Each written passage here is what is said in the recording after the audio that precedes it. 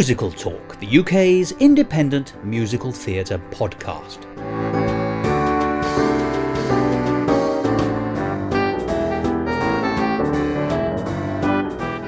Hello and welcome to Musical Talk. I'm Thos, the man who, when he's talking about opera, usually talks out of his arias. And it is a sort of opera we're going to be talking about today, but not completely. It's an odd jukebox musical, a bit of a crossover, but it's not quite any of those things. Perhaps it's a fusion. There are so many words in the contemporary lexicon that describe the idea of mixing and matching and blurring and blending cultures and different styles to make something, hopefully, fabulous. And this show, the one we're going to be talking about today, called Kiss Me Figaro, a brand new piece, falls very firmly into that category. Here's the director John Ramster's own description. The exact nature of Kiss Me Figaro is difficult to explain to people. It's not quite an opera, nor yet a musical or a straight play.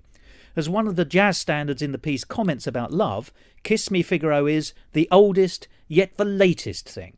It's a new piece, but it contains music from the last 400 years of opera, lieder, and early 20th century popular song. It's definitely a virtuosic evening. Our talented troupe of singers have to perform and sing in several styles, from a filmic naturalism to comic opera to high drama, and also cope with some music theatre dance breaks along the way. John then further explains in the programme, the jukebox musical has become very popular in recent years, and Kiss Me Figaro is, in some ways, a jukebox entertainment, but with the caveat that rather than being simply stand-alone songs strung together, the operatic extracts in tonight's show are also important parts of other narratives. These narratives, and the main story of Kiss Me Figaro, a love story between two young singers, sometimes blur together for dramatic, ironic, or sentimental impact. And I think that is going to be the key to understanding this fantastic new piece by Merry Opera. What they've done is they've written a romantic comedy script, essentially, and they've added songs both from the wider range of opera, but also from operetta and 20th century standards, many of which, of course, come from musicals. As a musical theatre lover, you may well have heard of Irving Berlin. I would rather hope you have. You may not have heard of Ray Noble. He's one of Brighton's best boys. In the 1930s, he went to America with his band and worked very closely with Fred Astaire, amongst other people. And he wrote a very famous song called Love is the Sweetest Thing, which can be heard in this show. But as John had said, it's that ability to blur songs together, to give them perhaps different meanings, dramatic, ironic, or sentimental, as he says himself. Sometimes you can make a song mean something slightly different, or mean more than it originally did as intended when written by the composer or the lyricist. Well, I got to speak to John Ramster and also Stephen Thos, the musical director, to talk precisely along these lines, to explore how you can bring differing forms of music together to make a cohesive whole. And of course we touched upon those traditional discussions. Are operatic aria different from musical theatre songs? Is operetta the middle ground between opera and musical theatre? Did the creation of syncopation change the way we interpret music, and did it render anything beforehand obsolete? These are just some of the questions that we sort of discuss in the following interview. So I do hope you'll enjoy this discussion with the marvellous Stephen Thos and John Ramster as we discuss Kiss Me Figaro. Musical Talk. I'm John Ramster, and I'm the director and the writer of Kiss Me Figaro for the Merry Opera Company. And I'm Stephen Thos, and I've been the music director since the company started, really. And this is our second venture together. John and I have worked on the Messiah Festival. Which goes out every year, maybe once or twice, doesn't it? It goes out around parish churches. So we're Merry Opera veterans. And tourists, as it were. Tourists. Yes, exactly. How I know the artistic director of the company is that we worked together at various summer schools that Matthew was at. Which is Matthew Quirk. That Matthew was at. And this is many moons ago now, and we did a scene from a very, very strange operetta called Robinson Crusoe by Offenbach, which I didn't think was the strongest piece in the world. And so what I did was I kind of did a number on it when we did this scene. It was kind of a half-hour chunk of it, of a fairly inept amateur opera company putting on this piece, and the things that went wrong while we were doing it. Course acting version. A course acting version of, and it was a lot of fun because course acting is actually really hard to do really well, and I don't remember laughing as much in rehearsals ever. Kiss Me Figaro. Great title. I've actually seen it on posters all around Chiswick and West London. Fabulous. So, and it's quite a grabby title, I think, if I may say. It's got that kind of What's moment. that about? Yes. Yes. So, do you know, my first question is going to be, what's that about? It's a backstage romantic comedy set in a touring opera company.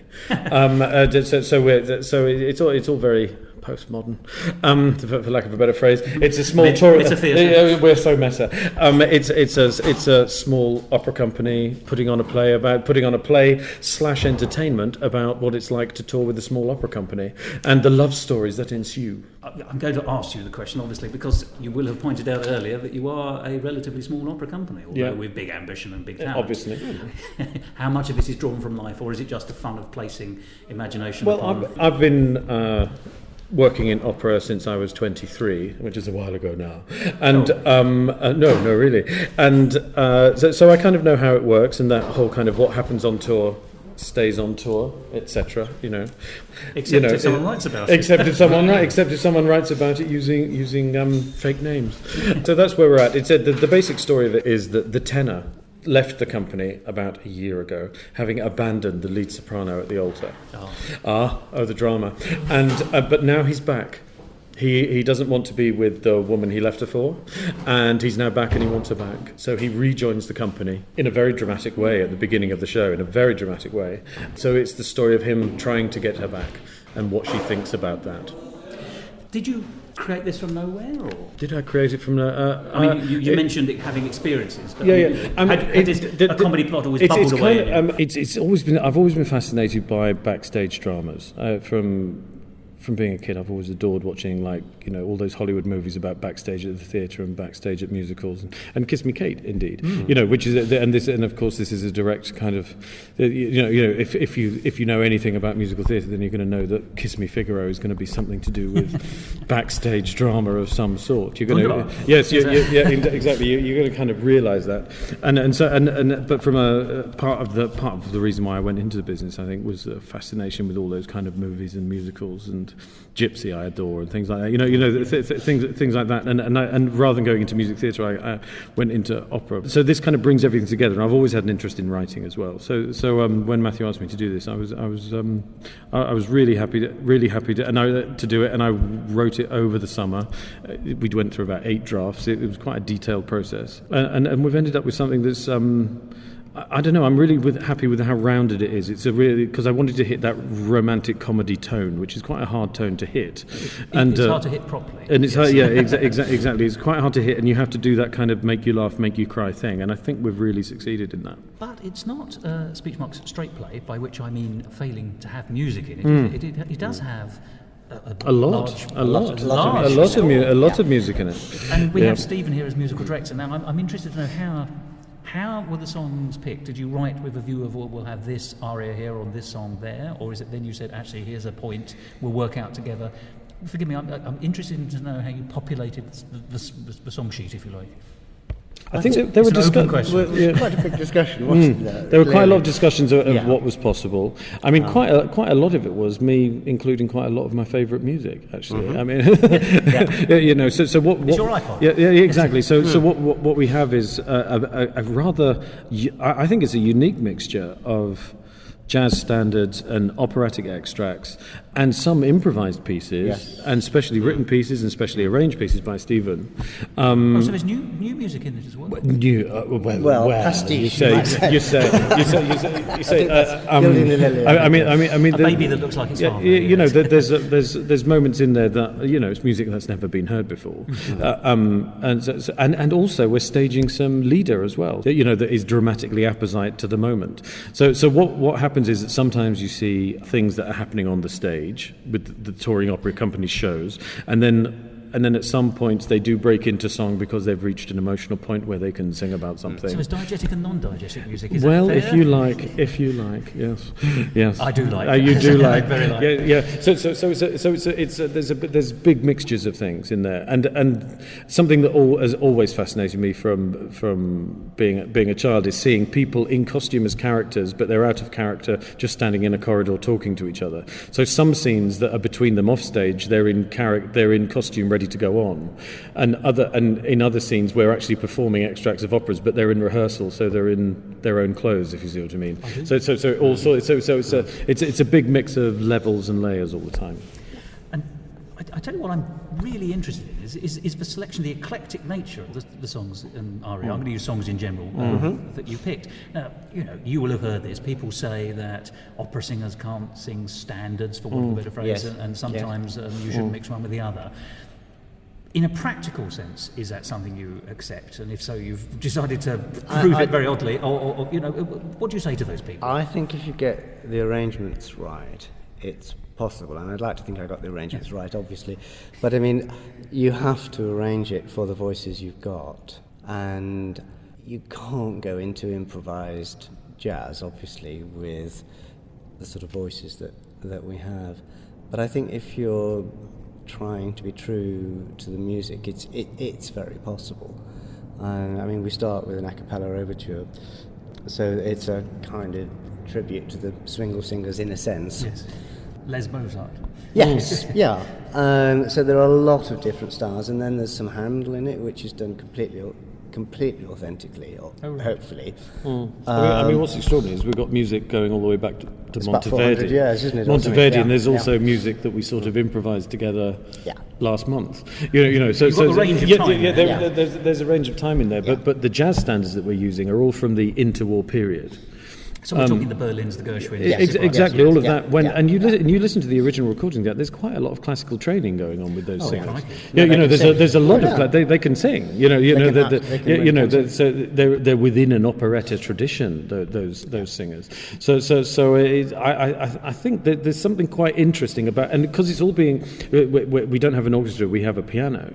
So it's quite interesting to hear how something like Yeletsky's aria from Queen of Spades sounds with just a piano, because there's and James, who sings it, is singing it beautifully, but you can almost imagine there's almost a Matt Monro quality suddenly about this Tchaikovsky tune coming out with just a piano. It's kind of extraordinary. Is that because you've broken it down because of the orchestration being just a piano? Is that you're taking it to a cabaret position? No, not really. I mean, James is singing it absolutely full out operatically as he would, but nonetheless, what you realise is that great songs are great songs, and it doesn't matter if it's written for the coronation of Popea in 1640, or it's a great jazz standard like "I Don't Stand a Ghost of a Chance with You." These are great songs, and great songs are always great songs. But we've tried to put as much colour in the arrangement of the voices as possible, obviously, because we don't have a big band backing it. So the colour has to come from the voices, really. I think that's also one of my questions then, because sometimes the orchestrator is someone who actually brings a cohesion to a score. Sometimes there's as much tunic as he is sometime. Yeah. Bearing in mind these are from such disparate sources, would you say that your role as an orchestrator and arranger here has also got a function in bringing it all together, so that it's not discordant and jarring? Yes, absolutely, and one would hope that there's a hose sound. Yes, if you like, yes. Oh, you were about to say. No, I think that's so that it doesn't sound disjointed. But I think generally, if you phrase well and you put, you're sincere about the music, that will come across regardless, because I don't know who said there was only good and bad music, basically. And which are you aiming for? I'm rather hoping for good. Yes. But are there things that you've, by trying to bridge that gap, are there things that you've discovered from your musical position that, John, you were talking about the fact that you can hear that a song is a song is a song, it doesn't matter when. But are there any, but to an untrained ear, and indeed to a trained ear, they will still sound quite different, I imagine, certainly if they were played next to each other on the radio. what have you spotted from the mechanics of it, from your, being an arranger? Has it given you an insight into those things which make them the same, and what perhaps are those things which make them different? I think you've got to kind of pare it down and really work out what you think the essence of that music is, and then from there kind of create that, but with limited resources, and just just making it intimate, really. And we are playing intimate spaces, so therefore it's no good trying to crash out the piano, so imitating an orchestra, as it were. I think you've got to pare everything down in some ways. And what's interesting is that the pieces in it that are meant to be just voices and piano, the leader pieces, actually are some of the most epic pieces in it. Oh, yeah. Now, they come across as the most epic pieces. So we have some of the quartets from the Brahms Liebeslieder Valse being staged, 3 of those, and then Von Ewige Liebe by Brahms as well, and which sound just enormous. And just as big as the Yeletsky aria, just as big as some of Bohème. And it's kind of amazing. And the leader is a good lead or a good song cycle is an opera in miniature. Yes. It has to be, but the emotions are still as great. The emotions are still as huge. I think that's very interesting as well. In a way, it seems that everything is, the similarities can be drawn almost contextually. We spoke a minute ago, probably wrongly, about cabaret, but cabaret is an intimate way of getting the 1930s songs across. Yes. A chamber orchestra is a much more intimate way of getting some of the more operatic pieces across, and leader, of course, is automatically, I think, probably wrongly, but you naturally think of a slightly more chamberish approach to it, or certainly smaller. But through that, you've immediately pulled all 3 kinds of music, if we can be so, I'm using shorthand here, into a similar platform.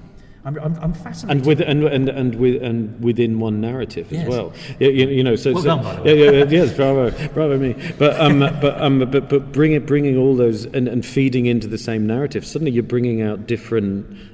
These are all from bottomless works of genius. So the level is there for you to find. But things like we sing Una furtiva lagrima from it, but in the context of the story, it completely flips in the way that in the opera, he's suddenly going, "Oh my God, she loves me, and in ours, the hero has just made a terrible mistake, and it's like, "Oh my God, she loves me. She did love me after all." That aspect of it comes out. So you can recontextualize the emotion as well. You can, no, absolutely. That's happened a lot in what we're doing. And also there's some quite humorous parts in the early section where the tenor has come back and it has to step into the show, the lead tenor has gone sick, so our hero suddenly says, "I can sing, I'll sing Rodolfo for you," and has to go on stage and improvise the whole show with the woman that he dumped at the altar a year before, and she's furious. So we play that whole meeting of Mimi and Rodolfo as if she's absolutely furious at seeing him. So we kind of flip all the expectations. So it's quite funny for somebody who doesn't know La Bohème to watch, but if you do know La Bohème, then you're appreciating a whole level, knowing that Mimi should be this sweet little thing, not this furious diva. You're playing against the grain almost. Playing against the grain, but then you occasionally find because she does love him. It's a rom-com. She does love him really. So suddenly these moments of huge emotion come out unexpectedly, forced on her by the music that she's having to sing, and so it's been a really interesting process to make that work. Now, Merry Opera quite often translates into English. Are these operatic pieces in their original languages, or only the one? Yeah, the rest of the time it's all in English. It's all in English. All in English translation. Plot, really. Yeah, plot driven. They have to. Yeah. The only bit that isn't in English is where we gently satirise the crossover market, the crossover artists, and we have ideal. And we have a show is ideal. Yes, for that, and we have a revolutionary mashup of the Pearlfishers duet and the Lakme duet, as if it's in a kind of an SATB kind of classical group, of the kinds we know and love, and so there's a gentle satire of this absolutely tasteless mashup of two very famous duets that are suddenly crammed into one quartet. But we are trying to make them sound beautiful. So Yes, which of course they always do. They always do sound beautiful and lush and all of that. So it's a gentle satire. Exactly. So it's I mean I think some of the groups would love what we've done with the mashup. I think they'd jump on it. It'll all be over the Edinburgh Fringe mile this year. I have no doubt. Yes, it could well be. You know, I just remember seeing some of those kind of 4-part harmony groups, and the way they just smile all the time. But it doesn't matter what they're saying; they just smile. You know, it doesn't matter what they're singing about, and they're singing in a foreign language, so it must be classy. Yes. You know, so the only bit where we actually don't care about the words is when they're singing in a foreign language and they're just smiling and being gorgeous at a gala. There's a whole scene at a gala, and they sing this number. It's quite sly, I think. A little bit. I like the style. A little bit, and again, a lot of people will see. I mean, it's just the kind of thing that merry opera do galas. You know, it's just the kind of thing you could do at a gala, and people go, "Oh, that's really good. I mean, that's really clever." You know, and but yet there's a whole. I mean, you see on Facebook and all things. You know, the sheer vituperation that some of these crossover artists are subjected to by people in the industry. You know, and so we sort of have a little bit of that kind of exploring that fault line in the classical music and operatic industries. But you've set the scene for it by your choice of music in a way, haven't you? As well. Exactly. It's perfect. And let's just pick one or two of the things. Forgive me. My brow is sufficiently low or at least medium to spot immediately the Mikado. So, which is obviously, an English operetta, I suppose, or comic opera at least, But that's a middle way stage as well. I mean, we'd spoken about what are the differences or what are the similarities between music, but there is still this huge barrier between this is an opera, this is an operetta, they are not the same. These are standards, they're different again. Musical theatre is not the same as these, and yet at one level the term musical theatre incorporates them all. Has that influenced your thinking, or have you been quite happy to put a coach and horses through the whole thing? Do you? It sounds to me like you can draw the comedy from it when you need to, but you're also quite happy to make a show that works. I mean, in my head, I haven't really made it explicit, but in my head, good music is good music, and exactly, and you've got to choose it, and you've got to select it, and you've got to put it in the right context, and then suddenly you're taking these music from 3 or 4 very disparate sources, and the interesting thing is it feels like it's an homogeneous piece. It feels like there is a smoothness there. And what you're doing is you're presenting people that maybe don't go to the opera very much or people that do go to the opera a lot, and either way, they'll be getting something that they've never had before. And everybody loves, the songs from the Great American Songbook are phenomenal. Oh, they are amazing pieces of craftsmanship, and they're the best pop music ever written. In my view, ever. And again, we context. They're all in narrative context, and one of the numbers I'm really proud of is "You Made Me Love You." We do a version of "You Made Me Love You," but it's a very parlando conversation between the two leads, and we sort of turn it into dialogue basically, and it really works. It really works, and it drives the plot. I'm obsessed with narrative. I'm not interested in the music if it's not going to further the narrative in some way. So it's not a shoehorn. It has to, as you say, holistic and feel like it's. No, it's not. It's definitely not a shoehorn. No. Because we've all seen shows. I have. The Jukebox musical. Absolutely. And this isn't that, is it? No. I don't think this is that. I think it's it's not like we have. I don't know. We do it if you take the music of ABBA. Do you know what I mean? And we will shoehorn. We've got to shoehorn in that hit. You better have a friend called Chiquita. Exactly. There better be a maid called Maria if you're doing Blondie, or something, And so it's all about because the plot was there. The plot was there, and we found the music to fit the plot, rather than we've got these songs. Let's find a plot to fit them. So, bearing in mind there's a lot of music in over the last 400 years, which seems to be the range you're looking at, how easy or not easy was it for you to find the right music? I mean, I love the collection, I love Berlin anyway, so you've got, I'm putting all my eggs into one basket. It's a great song, I think of Fred Astaire, but it doesn't, on the face of it, I can see the story of the song could fit a love story and things like that, but you would look at that title and you might say, that's going to be a little bit of an awkward one to slip in a way that no one's going to feel the jump, Clearly not, but it's defining the songs. That one. That one is. It's all about that. There is a very wise wise contralto in the piece, and she is giving advice to the tenor, and it kind of works, doesn't it? It kind of works in the context. There's a big bar scene, and it's almost one of the first moments where we do go into the jazz standards of it all, having just heard some bohème. You know, and then we go in and we have a couple of jazz standards. One of which is I'm putting all my eggs in one basket, because that's exactly what Joe's doing. It's exactly what he's doing. It's his last, to throw in another metaphor, it's his last roll of the dice. You know, he has to do. He has to do it. And I'm putting all my eggs in one basket. It's a great tune. And actually not. And it's well known, but not hugely well known. It's not. No, it won't find its way into Top Hat or something. Irving Berlin. Jukebox. Absolutely, but it's a story about how somebody's been around the block and they've known lots of different people and had affairs with lots of different people, but now they're coming back to the original person, and which is exactly our story. And I just love the fact that we've been able to find a cast that can master all these styles, So Joe who plays Joe, it's all very meta. Joseph who plays Joseph is somebody, and he does sing in different styles, doesn't he? Yes. He's a very deft. Young tenor, very versatile, very deft in what he does. And a lovely guitarist, for instance. Yes, and plays and we've barely used. used in this, but I mean, you could. he's very versatile. So he plays the Monteverde, the start of the Monteverdi number on the guitar. So you've got actor musos.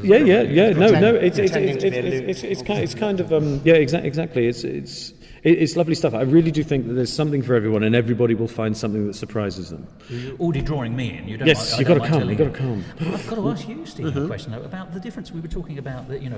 This Berlin number, if you like, is the beginning of is a jazz number, and you've just had something that's very operatic. At least in the popular conception, I say very. You know what I mean by that? Sort of would be known to be and is understood to be rhythmically. The jazz songs, I mean, I don't think that's the most syncopated of all the Berlin numbers in the history of the world. And nor is You Made Me Love You. But, they're of a different era, and, the time signatures moved on and changed. Yeah. Is that problematic either for you as musical director, or indeed your cast will all be professional as you are, but, does it present any difficulties that you wouldn't normally have? Not necessarily. It's not style. It's not the rhythm. necessarily. Yeah, not when it's separated up by dialogues. I think it's not like we're doing massive segues from a bit of opera into a jazz number. Because there is dialogue and there is room to move into the number, and obviously the piano backing is inevitably fairly simple. Yes. But Marky Berlin would approve of that, wouldn't he? Because he's the master of the sophisticated simplicity, I always say. Exactly. But there's a lot of backing vocals in the mother, and that gives you the rhythm, I hope. And so they're going from oohs and ahs, and so on back to pointing words and. I think it works. Anything syncopated in it? Oh, yes. So there are much more trippy stuff. I don't mean trippy in the 60s sense, by the way. We've got a very funky version of Boogie Woogie Bugle Boy, which is great. I'd like to hear a non-funky version. Yes, let's not slow that down and turn it into a ballad. That would be a mistake. I really feel that would be a mistake. But you're right. I mean, and once again, that is a tripping number, and it's certainly a very different. That's a real boogie. Yeah, I mean, there's real boogie going on there. But then again, we know from history that let's talk about the Mikado just briefly. The Mikado. Sullivan is not a syncopated writer, but we know that you can syncopate something because they've done it with the Black Mikado and the Hot Mikado. Maybe not with the Cool Mikado, but there's been a squillion versions. We all know that, and indeed with some of the others. So it is easy to retcon, I suppose, some of your rhythms backwards, if not necessarily in the other direction. I'm also fabulously interested by the fact that actually you can bridge what might seem to be cultural gaps and stylistic differences by what you were talking about, the cohesive narrative. The strength of the narrative, sometimes weaving its way into the song, actually helps it's the golden thread between the bits. So it sounds like a fabulous fusion between an eclectic choice of music which has been made holistic, which is or who'sistic perhaps, through your all-encompassing dialogue and narrative.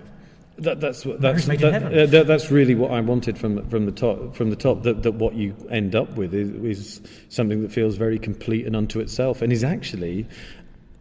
I've never seen anything like this before, actually. Just in terms of the form of it, I've never seen anything like it before. Is it a musical entertainment? It's not a Singspiel.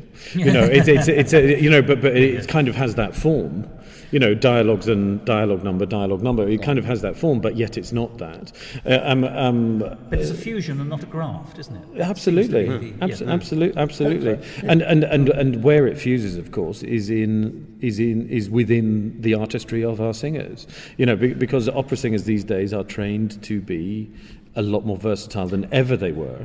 So within the training, so when we auditioned, they auditioned with a jazz standard. We made them do some of the dialogue, and they brought some opera. They knew what they were getting into. We didn't suddenly land it on them. And you've got choreography too, haven't you? Yes. And choreography, our good friend Carol Todd, I brought in, who's been working in the West End for years and years and years. She is a name. Yeah, she's a name. And when I first started working at the Sheffield Crucible 20 years ago, she was the associate director on a musical there that I worked on, and so I've known Carol forever. And I rang her up and said, "Can you give me a few days on this? Please give me a few days on this." And she could fit us in. It was great. And how did you sell it to her? Are you is it proper dance in some of the parts? Choreography is a broad term for movement all the way up to dance. There's proper choreography there. We have dance breaks. We have dance breaks. We have dance breaks. And that's another way of bringing it all together, though, isn't it? Presumably because I'm guessing there won't be markedly different stylistic dance differences in the way that the different songs and arias come across. No, and that was the reason for choosing Carol, because she's so fantastic at the different styles of dance across the 20th century. That's one of her great strengths. And she's been working on jukebox musicals for a long time. She's been on Dreamcoats and Petticoats for the last 5 years. So she's been. This is exactly the kind of thing that she's been doing. Do you? This versatility of your performers as well. I mean, we said they can dance, they can sing, some of them can play. Have they been surprised? Because you just said yourself a minute ago, it's quite difficult to define and describe this piece.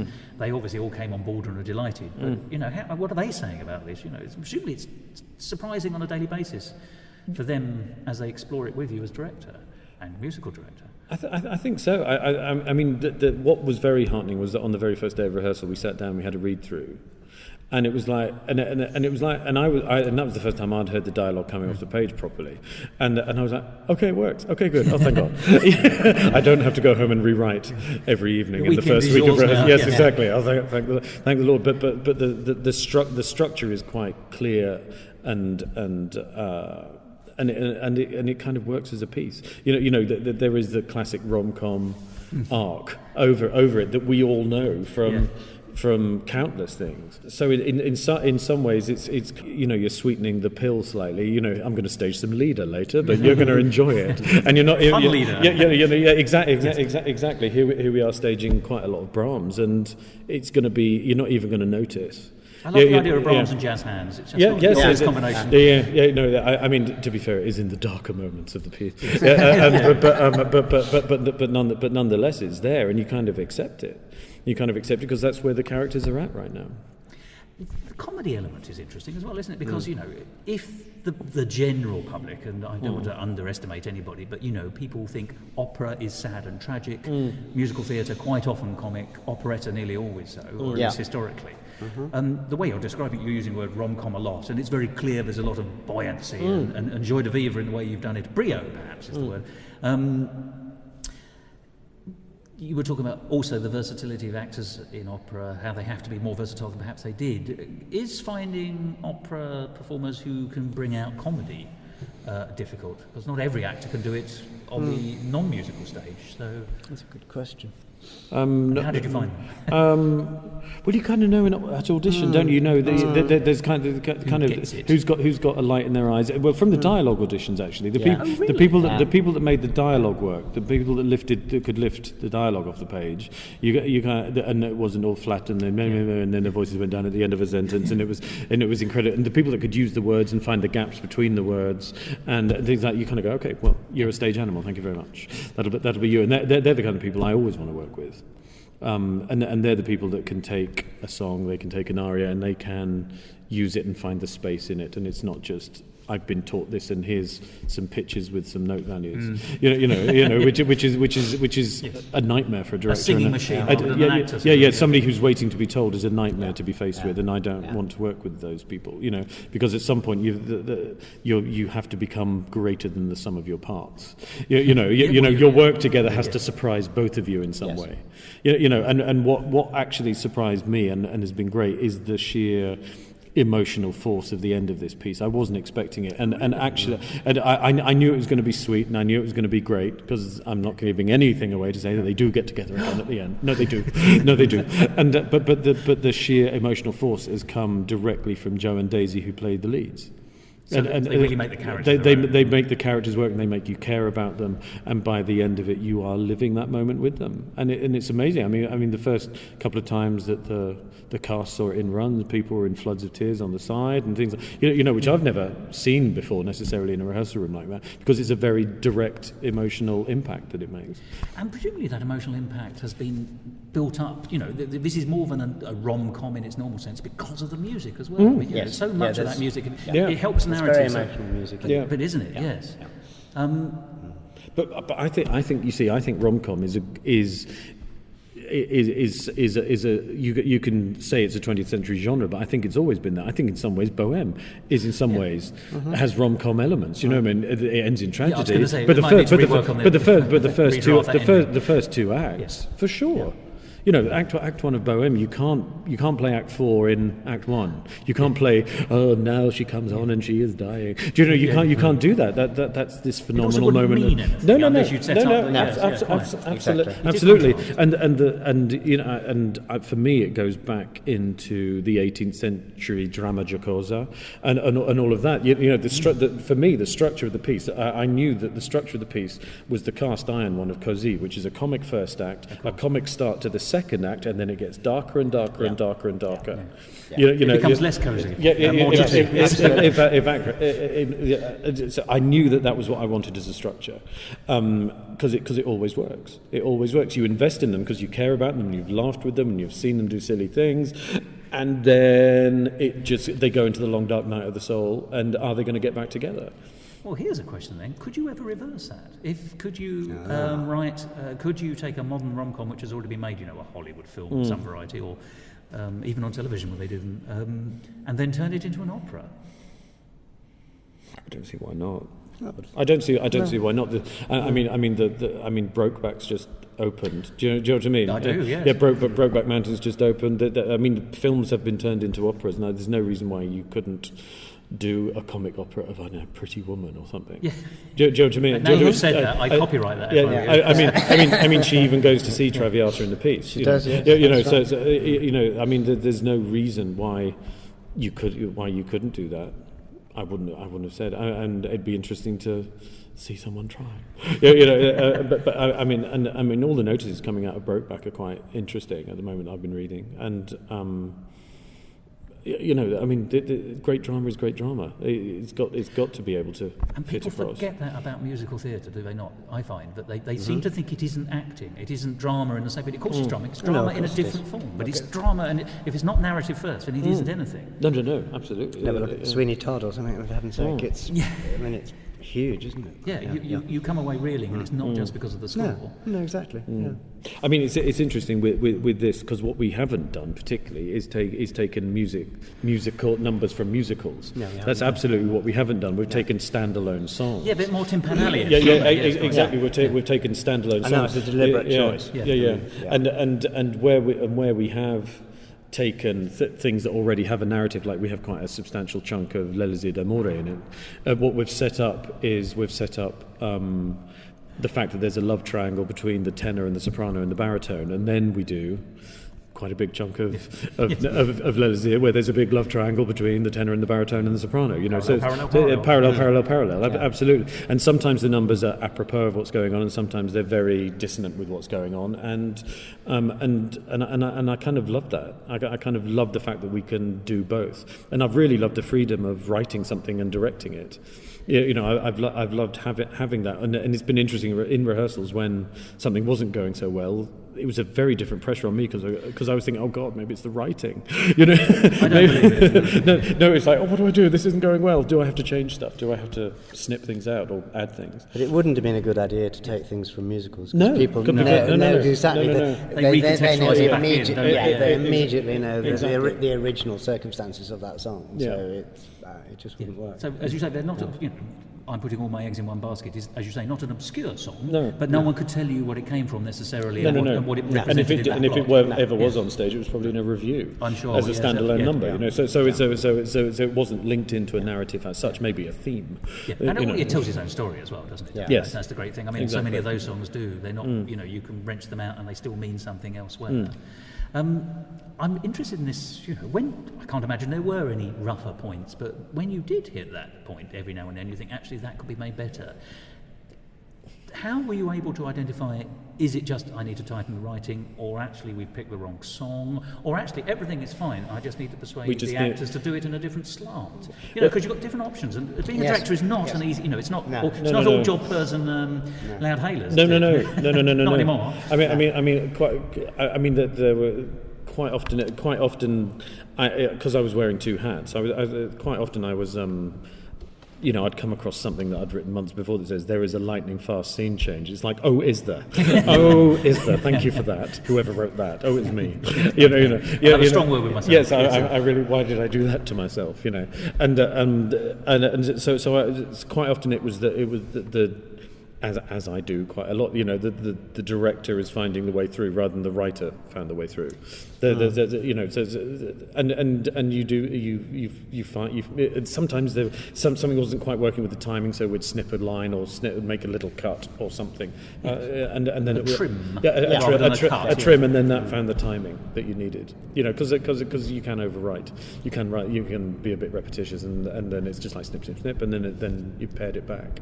But isn't it interesting that the thing that makes comedy work is timing. The thing that makes music work is timing. Yes. Yeah. But is it the same timing? How are you binding this together? Well, you are clearly, because it's obviously going well. But have you found the binding of the two timings? We were talking about the difference between jazz and opera timing in music, but I'm talking slightly more dramatical art here. Yeah.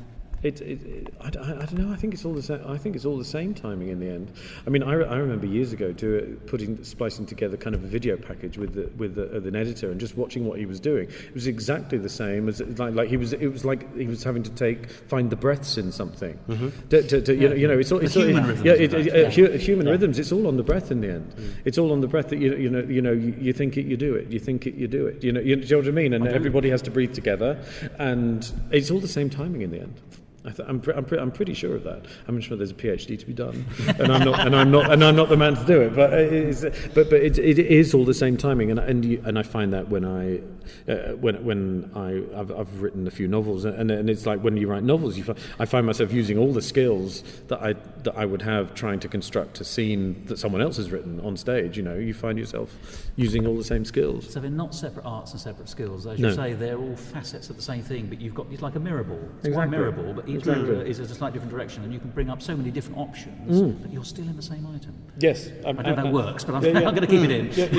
And you do have to keep the plate spinning. So sometimes it'll come from the arrangement, it'll come from the writing, it'll come from the directing, it'll come from the singers. And that's the mistake I think some directors make and some conductors make as well, of like thinking it my way or the highway. And that's actually not right. It's a hugely collaborative art form. Yeah. So it's all about synchronicity. If it's all about timing, then it's finding each other's timing and making that very work. Collaborative. I mean, right from the word go. So your working relationship is you're sitting around the table together, still smiling. So we it's are. working well. We are. But finding your own rhythms to match, in your director hats, musical director and drama director, and stage director, That's not presented you any trouble, but it could have, presumably, if you were out of step with each other. Not you, but directors and musical directors can. Oh no! No! It can be horrific. It can be. We've all seen it, haven't we? We've all seen it. We've all done it. We've all been through it. And finding somebody that you're simpatico with, I think, is vital, absolutely vital. And when the music's out of kilter with the drama, then it's a nightmare. And you're fighting. You're then fighting to make the show good. Well, we did a lot of preparation even before going into rehearsals.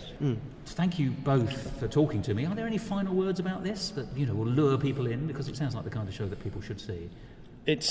I just think it's going to be a lot of fun. It's that make you laugh, make you cry thing that everybody wants to go and see. It's a warm, warm-hearted evening at the theatre with some amazing music being sung by some amazingly good young artists. Stephen, John, thank you very much. My pleasure.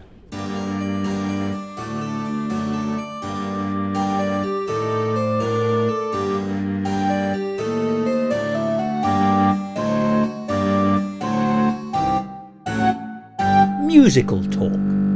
Well, that was John Ramster and Stephen Thos, and I'm very grateful to them for that conversation, and I hope you enjoyed its up nature as well. It was great fun talking to them, and I hope that fun comes across in the recording. And just to illustrate the wide range of songs that you can hear in Kiss Me Figaro, here's just a random selection from the song sheet. The Boogie Woogie Bugle Boy, and I'm Putting All My Eggs in One Basket, Three Little Maids from School from the Mikado, I Don't Stand a Ghost of a Chance with You by Victor Young, there's Yaletsky's aria from Queen of Spades by Tchaikovsky, You Made Me Love You, a song probably made most famous by Judy Garland, the overture from Figaro in an a cappella version, a sequence based on Les Irs d'Amour by Donizetti, and several lieder by Brahms. And that's just a small selection of the songs. And I'm absolutely fascinated to see the show. I really like this idea of making things cohesive through finding the natural human rhythms that actually infuse all creative work, but also the ability to make cohesive through narrative and indeed through arrangement of these what might seem disparate songs. Kiss Me Figaro sounds to me like it's a treat waiting to be had. I'm certainly going to see it, and I hope you do too. It's on tour nationally, so here's how you can see it. It's on at the Chipping Norton Theatre on the 6th of February. Then it goes to the Riverside Studios in Hammersmith from the 12th of February until the 2nd of March. Then on to the Dis Cornhall on the 6th of March, St George's Theatre, Great Yarmouth, 7th of March, the Corn Exchange in Wallingford on the 8th of March, the Sarah Thorne Memorial Theatre in Broadstairs on the 15th of March, Wetherspoon Opera House in Tunbridge Wells, 23rd March, the Beccles Public Hall, 15th of June. Then it's on at the London Scoop, which is outside City Hall, down by Tower Bridge, between the 18th and 20th of June.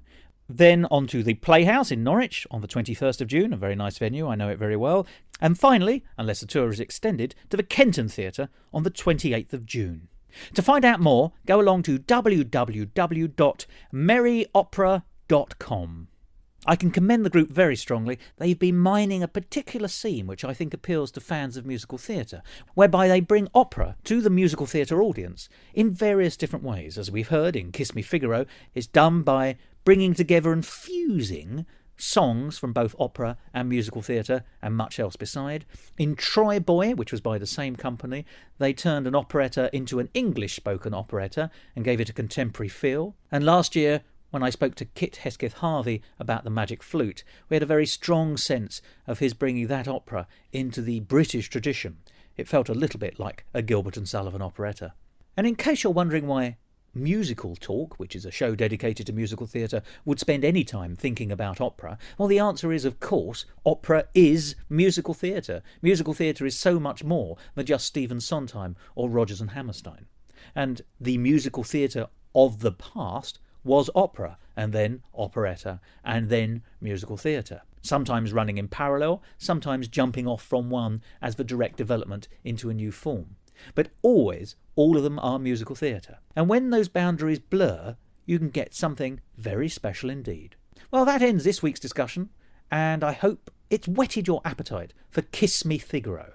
But with that, there's really very little further for me to say, except something random, like crustacean. See you soon. Goodbye.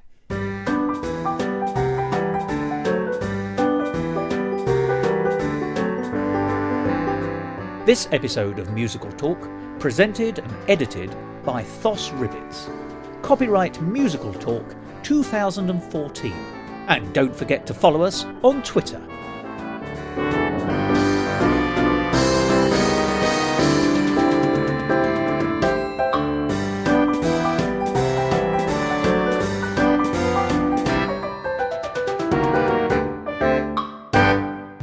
Just let the echoes die. Yeah.